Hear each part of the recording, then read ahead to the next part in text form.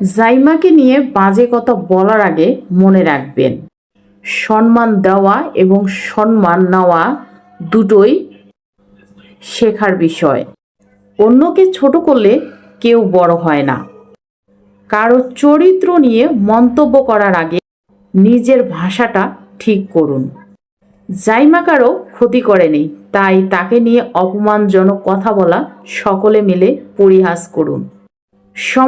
সমালোচনা করতে পারেন, তবে অপমান করার অধিকার কারো নেই। জাইমা নিজের মতন থাকছে, নিজের মতন চলছে। এতে যদি আপনাদের সমস্যা হয় তাহলে আপনাদের দৃষ্টিভঙ্গির সমস্যা।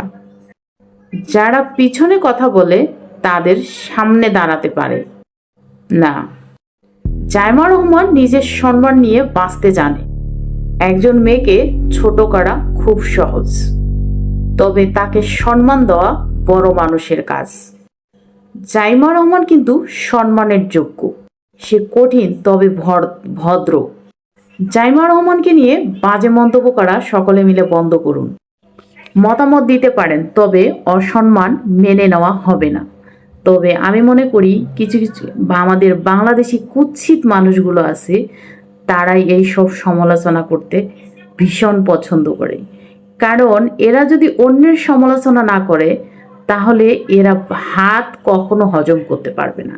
কারণ এদের ভাত না হজম হলে তো বদ হজম হয়ে যাবে। সেই বদ হজমকে হজম করার জন্য মানুষের মেয়ের সম্মান নিয়ে টানাটানি করে। একটা কথা মনে রাখবেন, আজকে আপনি অন্যের মেয়েকে নিয়ে সমালোচনা করতেছেন, সে তো একজন বাংলাদেশ প্রেসিডেন্টের মেয়ে। কালকে আপনার মেয়েকে নিয়েও সমালোচনা করতে পারে, বা আপনার পরিবারের কোনো সদস্যকে নিয়ে এই ধরনের সমালোচনা করতে পারে। হয়তোবা আপনি যা দেখছেন তা নয়, যা হচ্ছে তা আপনি দেখেনই নাই। আর অলরেডি যা হচ্ছে, যা আমরা দেখেছি দুই চোখে, এর থেকে আমি আর মনে করি না কিছু দেখার প্রয়োজন আছে। আমি মনে করি তার ব্যক্তিগত জীবনে সে যেহেতু বাহিরের কান্ট্রিতে এত বছর কাটিয়ে দিয়েছে, তার অতটুকু চলাফেরা স্বাভাবিক, নর্মাল। এটা নিয়ে কেউ মাথা না ঘামালেই বেস্ট হয়।